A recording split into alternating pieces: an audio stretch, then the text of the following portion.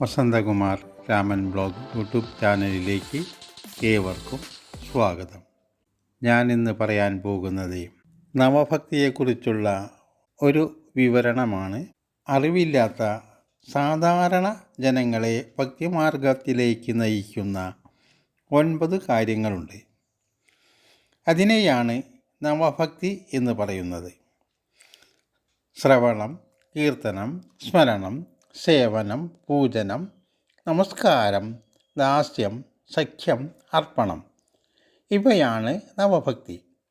അതായത് ഈശ്വരനാമം കേൾക്കുക, ഭഗവത് സ്തുതികൾ പാടുക, ഈശ്വരനെ സ്മരിക്കുക, ഈശ്വരനു വേണ്ടി സേവനം ചെയ്യുക, പൂജിക്കുക, വീണു നമസ്കരിക്കുക, ഞാൻ ഭഗവാന്റെ ദാസനാണെന്ന ഭാവത്തിൽ കർമ്മം ചെയ്യുക, ഈശ്വരൻ സഖാവാണെന്ന ഭാവത്തിൽ കർമ്മം ചെയ്യുക അല്ലെങ്കിൽ ഭജിക്കുക, സർവസ്വവും ഈശ്വരനിലർപ്പിച്ച് ഭജിച്ചുകൊണ്ട് ജീവിക്കുക. ഇതിലൊന്നിലേതെങ്കിലും മനം വച്ചാൽ ക്രമേണ ഭക്തി വരുന്നതാണ്. ഈ ഭക്തിയുടെ കാര്യമുദ്ദേശിച്ചാണ് പഴമക്കാർ സന്ധ്യാദീപം കൊളുത്തി വിളക്കിന് മുന്നിലിരുന്ന് നാമം ജപിക്കുന്നത്. തീരെ ഒന്നും അറിയാത്ത ബാല്യം മുതൽ രാമ രാമ രാമ എന്ന നാമജപം നടത്തുന്നതും ഉത്തമമാണ്. അറിവില്ലാത്ത പ്രായമായതിനാൽ ഒരാഗ്രഹവും കൂടാതെ ജപം നടത്തിയാൽ ഭഗവാന്റെ കൃപാകടാക്ഷം അവനിൽ ഉണ്ടാകുന്നു. ഇങ്ങനെ ബാല്യം മുതൽ നിത്യേന നിഷ്കാമമായി നാമജപയജ്ഞം തുടർന്നാൽ കാലക്രമത്തിൽ ഭക്തി ഉണ്ടാകുന്നു. വലുതായി അറിവുണ്ടാകുമ്പോൾ ആ ഭക്തി കൂടുതൽ അവനിൽ ദൃഢമാകുന്നു.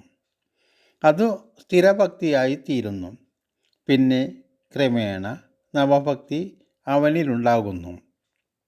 തൽഫലമായി സർവസ്വവും ഈശ്വരനിലർപ്പിച്ച് ഈശ്വരനിൽ മനം വെച്ച് ജീവിതയാത്ര സുഗമമാകുന്നു. അവനിച്ഛിക്കുന്നതെല്ലാം കിട്ടുന്നു. ഭക്തൻ്റെ ജീവിതം പരമാനന്ദമാണ്. എന്തെന്നാൽ അവൻ കിട്ടുന്നത് കൊണ്ട് തൃപ്തിപ്പെടുന്നു. നിശ്ചല ഭക്തി കാരണം ഭഗവത് പ്രസാദം അവനിൽ നിക്ഷിപ്തമാണ്. ഭഗവാൻ ശ്രീകൃഷ്ണൻ ഭാഗവതം ദശമധ്യത്തിൽ ഗോപികമാരോട് ഇങ്ങനെ പറയുന്നുണ്ട്: നിശ്ചല ഭക്തിയോടെന്നെ ഭജിപ്പവർക്കിച്ഛയും മുക്തിയും നൽകുവോൻ ഞാൻ മുതാ. ഭോഗത്തിനായിക്കൊണ്ടു സേവിപ്പവർക്കതും യോഗം വരുത്തി ക്രമേണ നൽകും മുക്തി.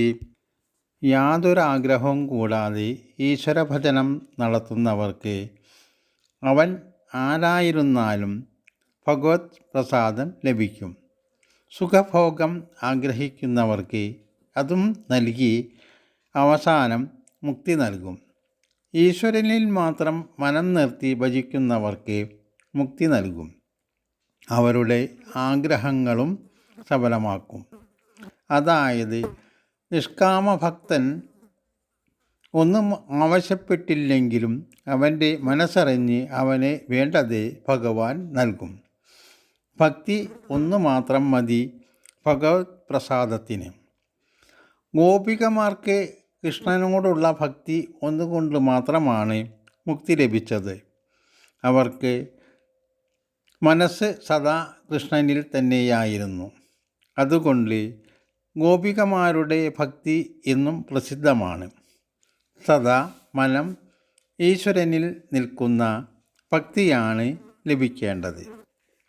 സർവ്വതും കൃഷ്ണനിൽ അർപ്പിച്ചാണ് ഗോപികമാർ കർമ്മം ചെയ്തിരുന്നത്. അതുകൊണ്ടാണ് നമ്മുടെ പൂർവികരും ആചാര്യന്മാരുമൊക്കെ പറയുന്നത് മനുഷ്യനായാൽ അല്പം ഭക്തിയൊക്കെ വേണം. ഭക്തിയുണ്ടെങ്കിൽ മുക്തി ലഭിക്കും. അതിനാണ് പൂർവികർ കുഞ്ഞുനാൾ മുതൽ നാമം ജപിക്കാൻ കുഞ്ഞുങ്ങളെ പ്രേരിപ്പിക്കുന്നത്.